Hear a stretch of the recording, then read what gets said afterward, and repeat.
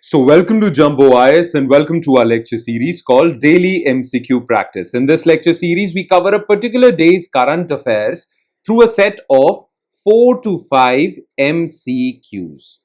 The idea behind this lecture series is very simple. We want you to develop this daily habit of practicing MCQs and practicing MCQs from the topic of current affairs. Because if you will develop this habit, you will not only be able to revise current affairs, which forms a very important portion of your syllabus, but you'll also get the much needed MCQ practice, which is again quite handy in remembering these current affairs and in preparing you for your prelims examination whenever you appear for them. Okay, so make this lecture series a part of your daily routine. It will really help you out. Okay then, let's begin today's discussion, starting with question number 1. Consider the following statements regarding Amrit Bharat Station Scheme. It aims to transform 1300 stations into modern hubs with multimodal integration and future-ready facilities.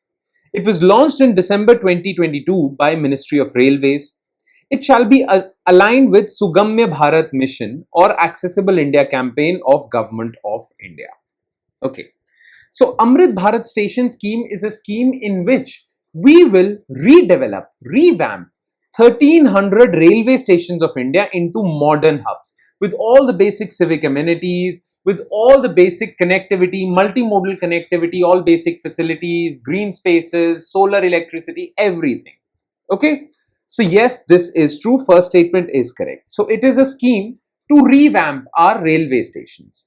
Now, this scheme was definitely launched in December 2022 by Ministry of Railways, though some sources say that it was launched on February 2023 by Ministry of Railways. Both are somehow correct because the announcement was made in December 2022, but official launch was February 2023. Okay, so there are, if you search the internet, you will find two sources. Okay, one would say that it was launched on Feb 2023, one would say December 2022. So both can be considered as correct. Okay, now all these railway stations would have facilities to improve accessibility for our Divyangjan or disabled people.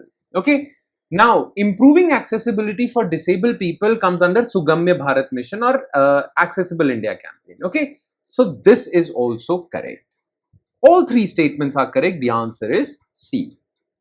Question 2. Which of the following statements are correct regarding Asiatic lions?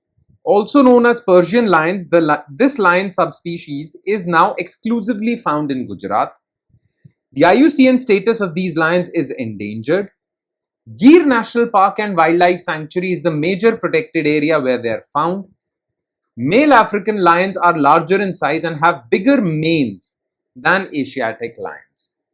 Okay, so look, there are two major lion species. Okay, African lions, which are found in the continent of Africa, Asiatic lions, which were mostly found in the continent of Asia.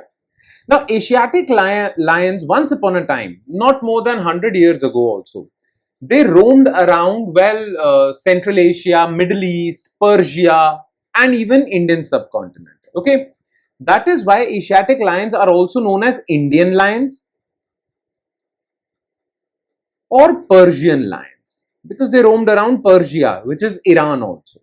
Okay, but now, as of today, this species is only found in Indian state of Gujarat.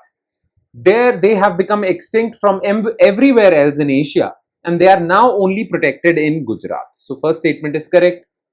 Now, in India, in the state of Gujarat, many protected measures were taken. Okay. At one point of time, the IUCN status of these Asiatic lions was endangered. But due to efforts of Indian government and Gujarat government, their status, IUCN status, is now vulnerable. So their population numbers have improved. In fact, the recent news was that their range, their area of spread has also improved. Okay, so this is false. It's not endangered anymore. It is vulnerable.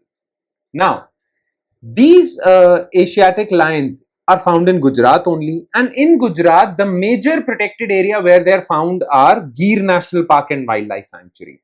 Though they are found in surrounding wildlife sanctuaries as well, like Girnar Wildlife Sanctuary, okay, and many others. but the major area is Gir National Park. Okay, so it is the major area. This is correct. Now, male African lions are known to be bigger in size and they have bigger manes. Male lions have bigger manes, the hair surrounding their face. Okay, so this is also correct. African lions are bigger than Asiatic lions basically. So the correct answer to this question would be 1, 3 and 4. C. Question 3. Which of the following statements are correct regarding Konkan Railway? It is a railway route through the rocky Western Ghats from Maharashtra to Kerala along the Konkan coast. Konkan Railway project began in 1990 under Konkan Railway Corporation Limited, a special purpose vehicle in Railway Ministry. KRCL is under joint ownership of central government and state governments of Kerala, Maharashtra, Karnataka, Goa. Alright. So Konkan Railway is an engineering marvel because these railway routes pass through the rocky, difficult terrain of Western Ghats, connecting the states of Maharashtra, Karnataka, Goa and Kerala along the Konkan coast. So this is correct. Okay.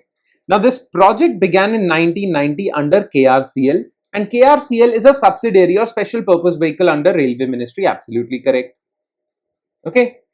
Now KRCL is joint owned by central government and governments of Maharashtra, Karnataka, Goa and Kerala, state governments. Okay. So this is also correct. The answer is D, 1, 2 and 3. The reason why Konkan Railways was in the news was because now the governments are thinking to merge KRCL with Indian Railways. Okay, that's why it was in the news. Any which way, the answer to this question is D. And last but not the least, consider the following statements regarding gallantry awards in India. Kirti Chakra, Ashok Chakra and Shaurya Chakra are wartime gallantry awards given by the President. Except Ashok Chakra, all other gallantry awards can be awarded posthumously. Only personnel of the Indian Armed Forces are eligible for these gallantry awards.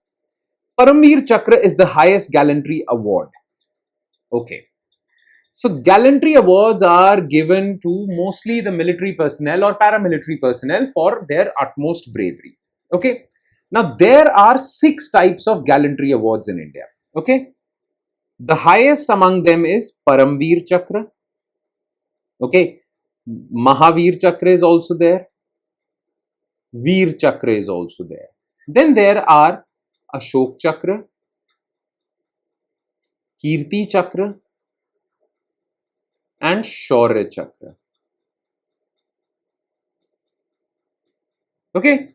Now these are the 6 gallantry awards. Now remember, Paramveer, Mahavir and Veer Chakras are awarded during war time. Okay. Whereas Ashok, Kirti and Shaurya Chakra are awarded for bravery by military personnel during peace time. So like the current Indo-Pak conflict was not a full-fledged war. It was war-like, but it was not war. So for bravery in this conflict, 4-day conflict, well, peacetime gallantry awards would be given. Okay. So Kirti Chakra, Ashok Chakra, Shaurya Chakra are wartime, no peacetime gallantry awards. Okay. Now all these 6 awards can be given to living people or after their death also to their family members, which is known as given posthumously. So even Ashok Chakra can be given posthumously. Okay, so this is also false. All awards can be given posthumously. Clear? Now, are only people from the Indian Armed Forces eligible for this? No. People from the Indian Armed Forces, paramilitary forces, police, okay, like J&K police, nursing staff of the Indian Armed Forces, nursing services of Indian Armed Forces, right? They are also eligible. Plus, it is also can be given to civilians as well for their utmost bravery. Okay, so it's not just the Indian Navy, Army and Air Force, Indian Armed Forces. It's for paramilitary, nursing services and civilians as well. So this statement is also false. But yes, Paramveer Chakra is the highest gallantry award awarded during wartime performance. Okay, this part is correct.